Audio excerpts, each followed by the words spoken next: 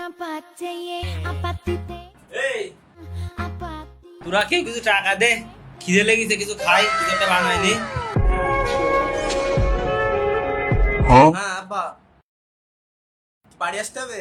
এই তো চলে আসছি, চলে আসছি। অনেকদিন ময়লা ছিল সেটাও নেই। আর বাড়া বাড়িতে আসার সময় 2 টাকার একটা কয়েন নিলাম, তাও দেখছি পকেট ছিঁড়া। খাওয়া তোকার গাড়ি। Huh?